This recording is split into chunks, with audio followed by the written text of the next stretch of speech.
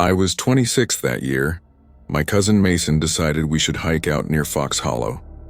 If you're from eastern Kentucky, you've heard the stories about that place your whole life.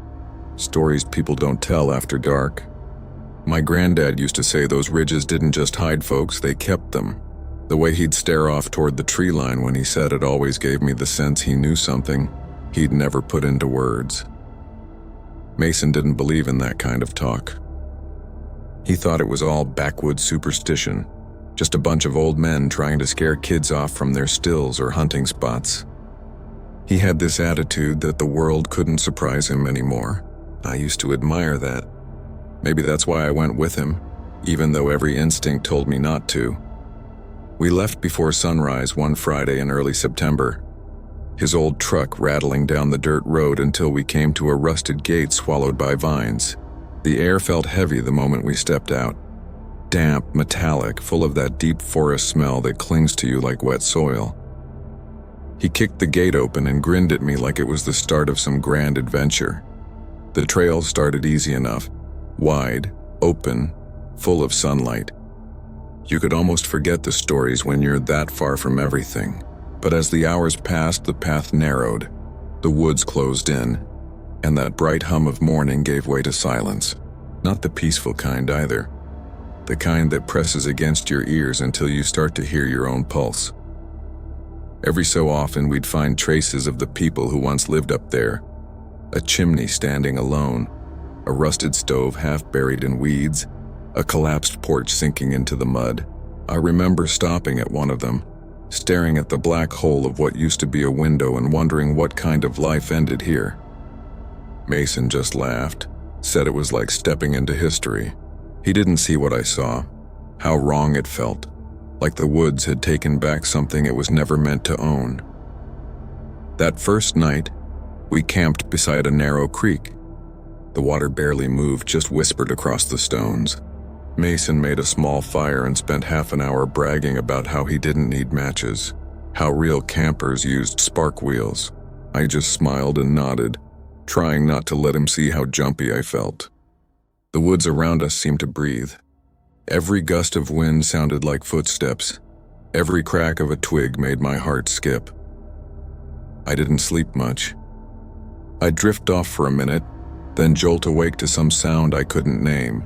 Leaves shifting, something brushing the edge of the tent. Each time I'd hold my breath waiting for it to move again. It never did. Just silence heavy as stone. By morning, Mason looked rested and cheerful. I pretended to be the same. We pushed deeper into the woods that day until the trail was barely a suggestion. Around noon, we came across a sign nailed high on a tree. The letters were nearly gone, but I could make out the words, "No return trail." Mason thought it was funny. Said somebody must have been messing with hikers.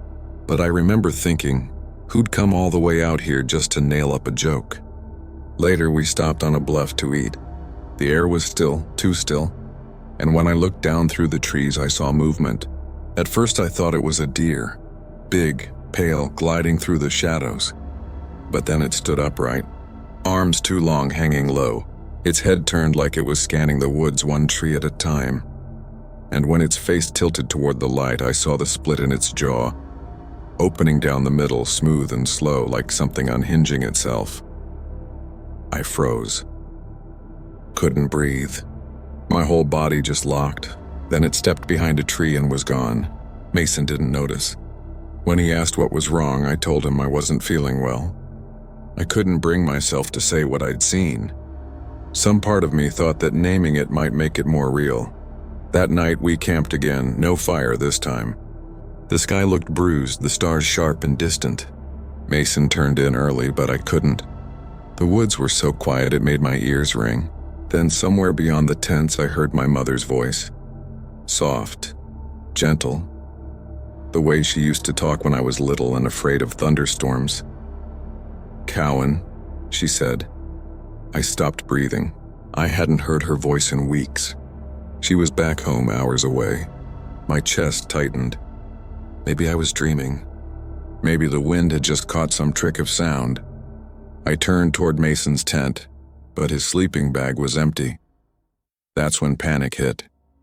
I stumbled out, fumbling for the flashlight, calling his name. The beam cut across the trees and caught movement, not Mason, not anything human. It stood half hidden behind a black oak, skin stretched thin and slick like it had been pulled too tight. Its shoulders rose and fell in slow, deliberate rhythm. And the worst part, it didn't have eyes. Just smooth hollows where they should have been. I backed up, my knees shaking, and the thing moved. Not forward, but sideways, like it was sliding around the tree without turning. It wanted me to run. I could feel it. My instincts screamed at me to bolt, but my body wouldn't cooperate. Then behind it, I caught another flicker of movement. Pale skin, the same shape, the same impossible height. Two of them. The first sound that came out of my mouth wasn't even a word, just something raw. I turned and ran. Branches tore at my face and arms. I don't remember choosing a direction, just crashing through the dark, trying to drown out the sound of my name being called behind me. At first, it was my mother's voice again. Then Mason's, then, God help me, my own. Overlapping, twisting, echoing through the trees like something laughing. I ran until I couldn't feel my legs. When I finally burst out onto that old service road, the horizon was just starting to lighten. I dropped to my knees, gasping, half expecting to feel a hand on my shoulder. But nothing followed. A Forest Service truck found me hours later. The ranger must have thought I was half mad. He gave me water, asked where my friend was. I couldn't answer. I just kept shaking my head, staring at the tree line. They searched for days, found our campsite, found our packs, but not Mason. I never told them what I saw. How could I? They'd say I was delirious, scared, confused. And maybe I was. But sometimes late at night when the world's gone still, I hear it again. That voice calling my name from somewhere deep in the woods. And I know I left something behind in Fox Hollow. Or maybe Fox Hollow never really let me go. I grew up in a little corner of southern Missouri that barely showed up on a map. Folks passed through it without slowing down. Just a couple of gas stations, a diner, a school that closed years ago. I spent most of my 20s trying to leave that place behind. Moved to St. Louis, found a job that didn't stain my hands with oil or dirt. Told myself I was done with it for good. But last October I had to go back. My Uncle Randall died. He was one of those men who never left the county line his whole life, stubborn and quiet, a part of the land itself. I drove back for the funeral because there wasn't anyone else who would. The service was held in a red brick church off Highway 32, the kind that still smelled like lemon oil and old hymnals. I sat there listening to the preacher talk about peace and everlasting rest while my eyes drifted over the warped wood pews, the faded window glass, the dust floating in sunlight. I felt hollowed out, like something under my ribs had gone tight and sharp. Afterward, I just stood out in the parking lot with my hands shoved deep in my pockets, staring at the fields beyond the road. It was quiet, not peaceful quiet, just that heavy, unmoving kind that makes you notice your own breathing. I don't know if it was grief or something older that got to me. Maybe I'd carried it since I was a kid. That Sunday afternoon, I packed a rucksack. Nothing fancy, my tarp, the old sleeping bag I'd used since high school, a couple of protein bars, a flashlight, and my hunting knife. The knife still had my initials scratched into the wooden handle from when I was 17. I filled my thermos with leftover coffee from the gas station and drove out toward a place I'd only ever heard about after a few drinks at the VFW. Jasper Bend. People said you could walk half a day out there and not see another soul. Some said a group of loggers vanished there back in the 1800s. Maybe from a rock slide, maybe something else.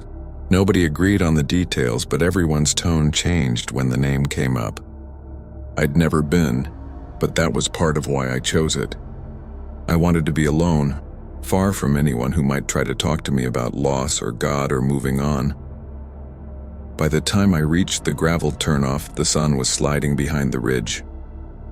There was an old gate there, rusted, hanging from one hinge, and a wooden sign you could barely read anymore. The letters had worn down to shallow grooves. For a moment, I thought about turning around, maybe sleeping in my mom's guest room and pretending things were normal. But the thought of staying in town made me feel suffocated. So I parked, killed the engine, and started down the trail. Calling it a trail was generous. It was more like a deer path choked with brambles and half-rotted branches. My boots sank into the damp earth, and every so often the ground dipped into gullies that looked carved by years of rain. Once I slipped and caught myself on a root that felt spongy, like flesh instead of wood. When I looked up, I could see the ridge through the skeletons of bare trees black against the fading sky. That was when it hit me, how easy it would be to vanish out there. One wrong step, one bad fall, and the woods would swallow you whole. About a mile in, I came across the remains of an old fence, half buried in the soil. Past that was a small clearing, maybe the size of a kitchen bordered by stones that must have been part of an old foundation. A sapling had grown right up through what looked like a shallow pit in the middle. Something about it made my stomach twist. The way the roots had forced the rocks apart, the way the dirt seemed darker there. I gave it a wide berth and kept walking. By the time I reached the river, it was almost dark. The water was low, just a line of slick stones and slow trickles between them. I found a flat spot under the bluff, laid out my tarp, and tried not to think about how quiet it was. Even the bugs seemed to have quit for the night. I could hear my heartbeat in my ears. That's when I noticed the footprints. They came from behind me, faint in the silt. Narrow, almost child-sized, but spaced too far apart for a kid. Some were smeared, like whoever made them had half-hopped or dragged their feet. I knelt down with the flashlight, tracing one with my finger. The edges were soft but not washed out, newer than they should have been. My throat tightened. I told myself they were old, maybe a hiker weeks ago. Maybe the rain had stretched them out. That had to be it. I built a small fire, sat close enough to feel the heat on my face, and opened the paperback I'd packed. I read the same paragraph 3 times without absorbing a word. My mind kept drifting to the dark beyond the firelight.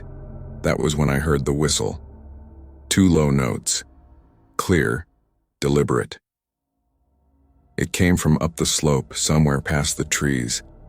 I froze, staring into the dark. After a few seconds, it came again. The exact same notes, the same pause between them. My mouth went dry.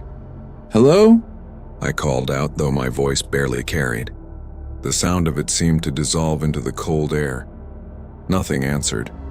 The whistle didn't come again, but the silence that followed felt worse, like the woods were holding their breath. I waited until the fire had burned down to coals before crawling into my tent. I left the zipper a little open, just enough to see the last glow of the embers. I lay there with my knife across my chest, every muscle in my body locked tight. At some point, I must have dozed off. I woke to the sound of leaves crunching. Slow, deliberate, each step measured. My heart started pounding so hard I thought it might crack my ribs. I didn't move. The sound was close, too close.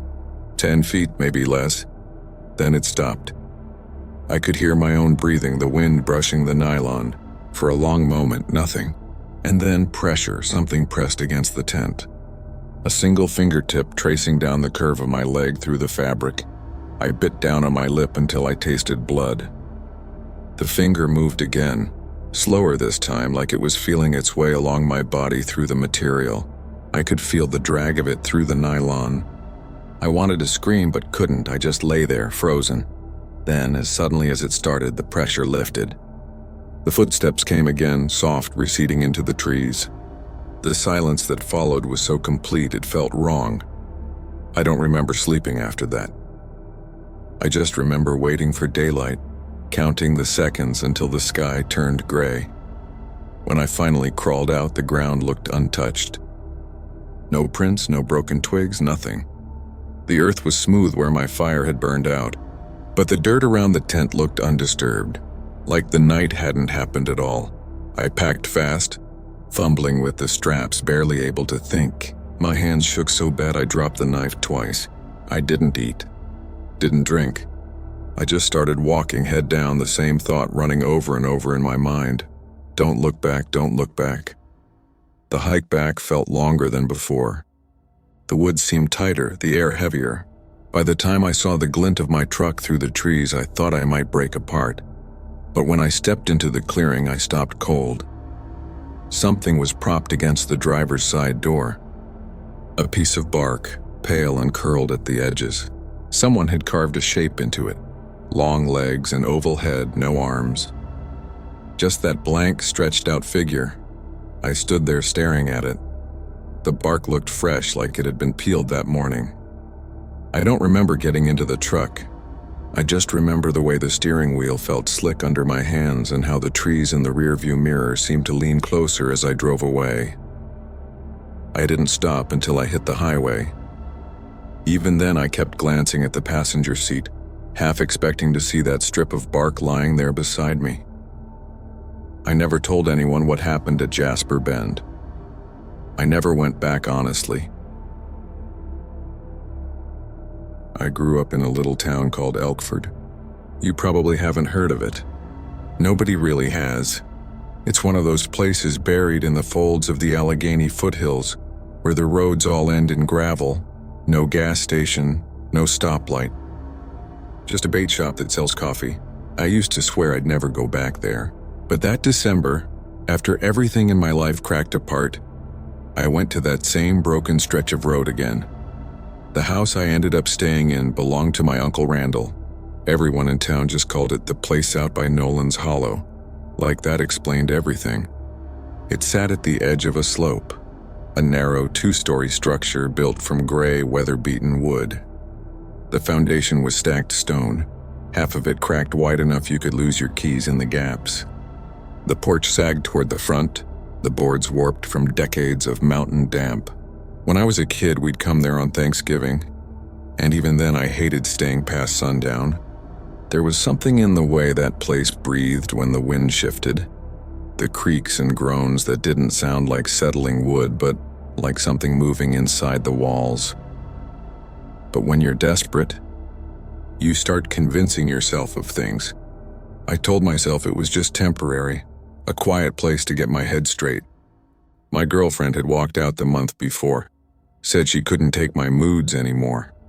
My hours at the mechanic shop got cut down to scraps, and my mom kept calling from 3 towns over, asking if I was managing okay, which was her way of saying she thought I was falling apart. Maybe I was. So I packed a mattress, a couple boxes of books, some clothes, and whatever was left of my pride into the truck, and drove out there in the middle of a freezing rainstorm. The first few weeks weren't bad. Days were quiet, in the kind of way you forget is even possible when you've been around noise your whole life. I'd split wood by the shed, patch the worst of the drafty spots, make coffee that tasted as bad as the bait shops, and sit on the porch just staring out at the trees. At night, though, the house changed. The air seemed heavier after sunset. Every sound carried. The long, dragging creak of the rafters, the soft pop of old wood adjusting in the cold. I told myself it was normal. But sometimes it would come in patterns. 3 creaks in a row, a pause, then 2. Almost like footsteps pacing somewhere just above me. That's when I started double-checking the locks every night. Every window, every door. I even bought a padlock for the shed and lined up the propane tanks in the mudroom, like I was expecting to get snowed in for a week. And yeah, I kept a revolver in a small lockbox beside my bed. Everyone in Elkford swore by it. Out here, they said, you didn't assume you were safe just because you locked a door. The night it happened started like any other. I made some instant noodles that tasted like warm glue, read an old paperback for the 3rd time, and went through my little routine.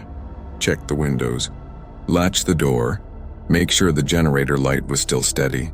Around 10 o'clock, I was sitting in the armchair by the front window, half asleep when I heard it. It was faint, a scraping sound, like something thin being dragged across the porch. I didn't even look up at first. We had raccoons, feral cats, plenty of critters that came around looking for food. But then it came again. Longer this time. A dry, papery drag that ended in 3 slow, distinct taps against the front door. That sound went straight through me. I put the book down, spine up on the coffee table, and stood. The tapping didn't come again, but I could still hear that faint scrape, something shifting its weight out there. I moved to the window beside the door and peered out through the thin curtain. The porch looked empty. The rocking chair didn't move. Even the wind had gone still. I cracked the door open an inch. The cold hit me hard, sharp and sour, the kind of damp smell you get from wet leaves rotting under snow. I leaned out just enough to look left and right. Nothing.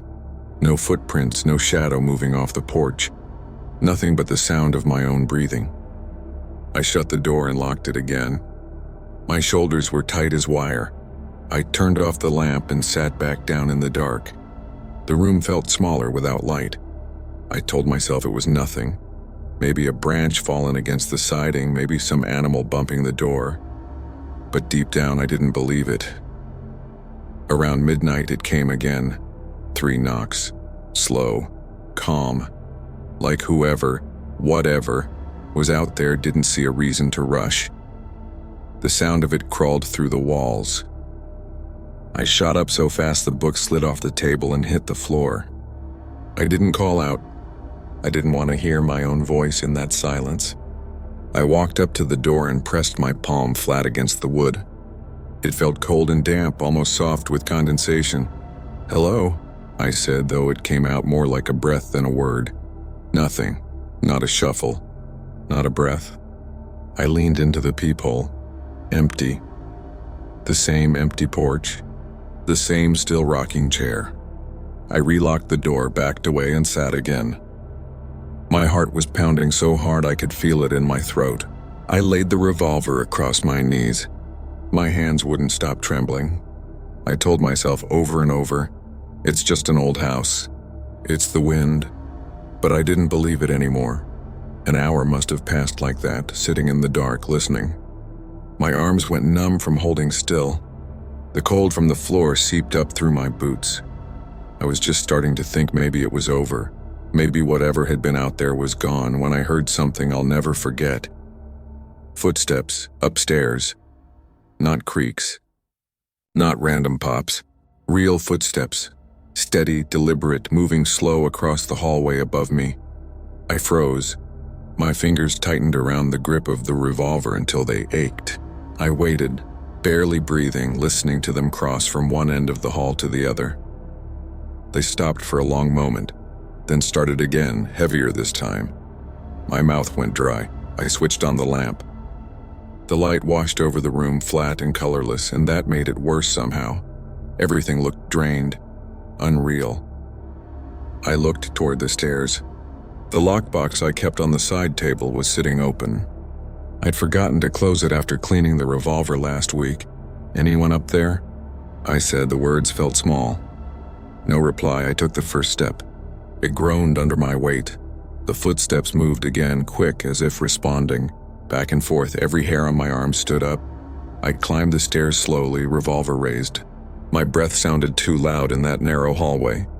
The landing at the top was dim, only the moonlight from the window spilling a pale square onto the floor. My uncle's old room was at the far end. The door was cracked open an inch. I flicked the light switch. Nothing. The bulb had been working that afternoon. "Hello?" No answer. I pushed the door open with my shoulder. The smell hit first, cold dust and something faintly metallic. The room was empty. Bar mattress, empty drawers. The window locked tight. I turned to leave, and that's when I heard it. A whisper, right behind my bedroom door down the hall. It wasn't English. It wasn't even words I could place. Just this dry, papery voice repeating something too fast and too soft to understand. I stood frozen, every muscle in my body locking up. Then I took one step forward. Then another. The whispering stopped. I pressed my ear against the door. My pulse hammered so hard I could hear it in my teeth. The wood felt faintly warm. I took a breath that barely made it halfway into my chest and swung the door open. The room looked exactly the same. My unmade bed, my duffel bag by the closet, the curtains still drawn. Silence. Then, from the corner of my eye, something moved. It slid along the wall, a shape. Tall and thin, almost human but not quite, wrapped in something dark that looked like wet cloth or dirt-streaked burlap. I raised the revolver, thumbed back the hammer, but before I could fire it slipped out of view. Gone. I stumbled back, hit the dresser, nearly dropped the gun. My breath came in short bursts that didn't feel like air. I didn't think. I ran, down the stairs, through the living room, out the door without looking back. The cold slapped me in the face. Gravel scattered under my boots. I didn't stop until I reached the bend where the trees opened to the road. I stood there in the dark, doubled over, gasping until my chest hurt. My throat burned. I could taste blood. When I finally looked back, the house stood there, still, silent, every window dark. I waited for the morning. Then I left that place. Didn't pack. Didn't even lock the door, I just drove. That happened in 1992, and that was the mistake of going back to my grandfather's place in eastern Tennessee. I hadn't been there in years. Not since I was a kid running through the fields and trails pretending I was some kind of adventurer. But after his death, someone had to sort through what he left behind, and that burden fell on me. The house was barely recognizable. Kudzu had wrapped itself around the porch, climbed over the gutters, and crept through the window screens. The swing had collapsed under the weight of decades, and the old satellite dish lay folded in the grass like a dead thing. Inside, the air was thick with mildew and the sour tang of mouse droppings. I spent hours hauling out boxes of old newspapers, quilts that had long since fallen apart, and jars whose contents had lost any meaning. Everything smelled like it had been waiting for me to notice it. Every corner I turned seemed fuller than the last. By the time dusk fell, my arms felt like lead, and my shoulders ached as if I'd been carrying the weight of the whole house. I was standing in the kitchen when I saw them, the Polaris keys hanging from a bent nail by the doorframe. My grandfather's old ATV. I don't know why I decided to take it out.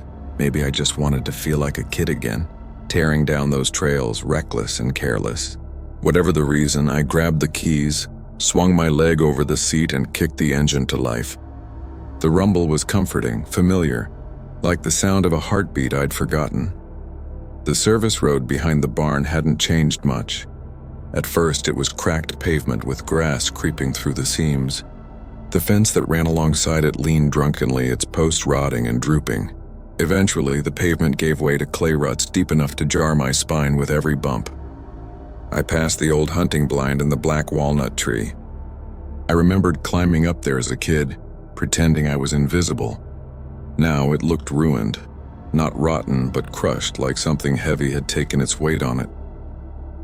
My skin prickled, and for a moment I thought about turning back. I didn't. The trail widened into a hollow, a shallow bowl ringed with black locusts. 3 trailers sat there in a crooked half-circle, looking like they'd been dragged from the last century and left to die. Holes pitted the siding. The doors were gone, and the windows stared back like empty sockets. And then I noticed the tire tracks, fresh, clear, not more than a few hours old. I shut the engine off and just listened. It wasn't quiet the way the woods usually were. No birds, no insects, just a hollow, still silence that made my hair stand on end. I stepped out, boots sinking into the damp dirt, each movement deliberate, careful. The closest trailer's floor was covered in leaves and scraps of carpet. In one corner I saw them, small bones stacked neatly, almost ritualistic. My stomach turned. I should have left, but I couldn't. My legs moved before my brain caught up, following the trail past the trailers. The path narrowed as it wound down into the trees. Boards with symbols nailed to them lined the way. Circles crossed with lines, spirals around stick figures. Some of the paint had long since dried and flaked off. My chest tightened. My hands itched to hold the ATV keys again to turn and ride out, but I pressed on. Eventually, the trail leveled in a hollow so deep that the light seemed to die before it reached the ground. A collapsed stone foundation leaned into the hillside, and a doorway gaped from it like the mouth of something hungry. A smell hit me before I could even see inside, a thick, sweet rot that clung to my throat and made my stomach heave. I pulled my shirt up over my nose and fumbled for my flashlight. In the corner, burlap sacks shifted. Just slow, deliberate movement.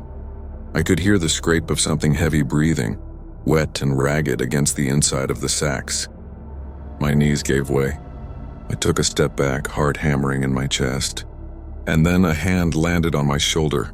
I froze. Every thought evaporated. I turned slowly. A man stood there just behind me, his canvas hat pulled low, shadowing his face.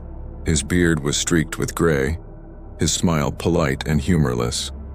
"Don't go in there," he said, his voice flat, like he was giving directions to the post office. I couldn't answer. My tongue felt like it had been glued to the roof of my mouth. He leaned closer.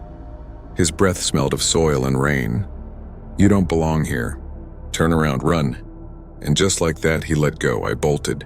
My legs carried me faster than I thought possible. My breath ragged, my hands gripping the handlebars of the ATV like they were the only thing keeping me from collapsing. The trail blurred beneath me, trees whipping past. I didn't look back. I didn't slow down until the barn came into view, the roof sticking up between the trees. I parked, hands shaking too badly to even turn off the engine properly. I slid the keys under a loose brick on the porch and didn't call anyone. I didn't tell anyone. There were things I had seen that no one would believe, things I wasn't sure I could even explain to myself. All I knew was that I had been lucky to make it out with my skin, and even luckier that whatever was in that hollow hadn't chosen to follow. I'd been camping my whole life, weekends, a few long treks, but this wasn't about getting away for fun anymore. I needed to prove to myself that I could survive completely alone, with nothing but my own wits and preparation. That idea sat heavy in my chest for weeks, gnawing at me until I could no longer ignore it. I planned obsessively. Every night after work, I spread my maps across the kitchen table, tracing old logging roads and streams, marking the ridges that promised flat ground and natural protection. I dug out a pamphlet I'd picked up years ago from a ranger station, its cover black and white, showing a crumbling cabin in some unrecorded hollow. The pages were warped with moisture, the ink smudged, but the faint direction sparked something in me. I wanted to know what it felt like to step where no one had stepped for decades. I restocked my first aid kit, packed extra batteries, bought a hand-crank radio for emergencies, and even carried 3 knives, each in its own sheath. It seemed dramatic at the time, but I convinced myself it was just caution. My brother Matt was skeptical. When I told him I'd be gone 6, maybe 7 days, he sighed, warning me I was asking to star in my own missing person story. I laughed it off, though a tiny part of me wondered if he was right. The morning I left, my old Subaru sagged under the weight of my pack, my tent, the food, and the water. The back was crammed so full I had to wedge my sleeping bag behind the passenger seat. The trailhead I'd marked was just a scrape of gravel on the side of the road, overgrown and barely noticeable. There were no signs, no welcoming arrows, just a gap in the trees that looked like a deer track no one had followed in years. I almost turned around, but I'd invested too much to let a little ambiguity stop me. The first day was everything I'd hoped for. The silence was intoxicating. No cars, no planes, no other campers, just the occasional snap of a branch under the weight of some unseen animal. I covered over 12 miles, stepping over vines and fallen trees that seemed determined to erase the path. I found relics of people who had long disappeared, rusted fence posts, a crumbling chimney, but nothing alive. When I reached a ridge I'd marked as good flat ground, I found a shallow bowl between boulders perfect for a campsite. I spent the evening hauling stones to build a fire ring and fed the flames until my hands burned from lifting logs. The fire was hypnotic. I stared into it for hours, feeling the quiet settle into my bones like the world itself had pulled back to let me exist in a bubble of stillness. Dinner was a freeze-dried stew that tasted like salty mush, but I barely noticed. The solitude felt alive. The second day, I followed a narrow gully down into the hollow beyond my ridge. Fallen trees barred my way. Rusted chain littered the leaves, and a small pile of animal bones reminded me I wasn't entirely alone in this valley. When I reached a patch of fresh-turned dirt off to the side, my chest tightened. It looked wrong, too wide, too shallow for any animal. I told myself it was nothing, but the skin on my neck prickled. I didn't investigate. That night I stayed up later than usual, feeding the fire until it glowed like molten iron. I listened, but the clearing was still. Eventually exhaustion won and I drifted off. I don't know how long I slept. When I woke, the moonlight spilled through the tent, pale and insistent. Then I heard it, a voice soft and low calling my name. Just my name. Not a question, not a shout. Calm, deliberate, like the person speaking knew exactly where I was lying. My throat closed up, my heart slammed against my ribs. I froze, convinced I'd imagined it, but every hair on my arm stood up. I waited. The voice didn't return. I told myself it was a dream, but the tension didn't leave me. Dawn eventually crept through the trees, and I unzipped the tent in careful increments, expecting to see footprints, disturbed soil, or something else to explain the voice. Nothing. My camp looked exactly as I'd left it. I tried to distract myself that day, fishing in the stream, gathering wood, checking and reorganizing my pack. But as evening approached, a slow pressure began in my chest, heavy and oppressive. It felt as if the trees themselves leaned closer, eavesdropping.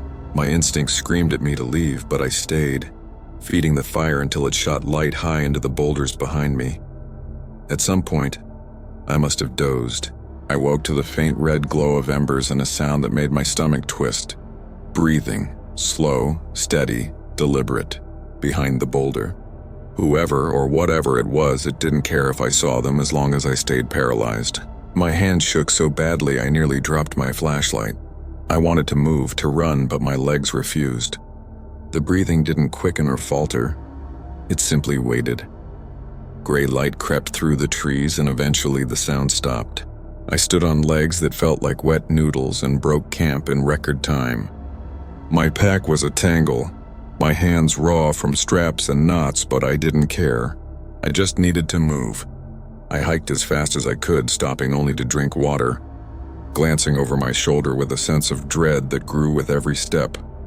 About a mile from the trailhead, I stopped so abruptly my boot slipped in the damp leaves.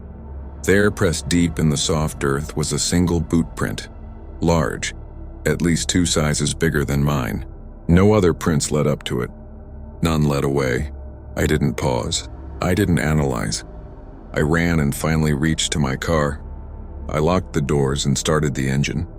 That was the last time I ever camped alone. The forest had waited for me, silent and patient, and I had no doubt it could do it again.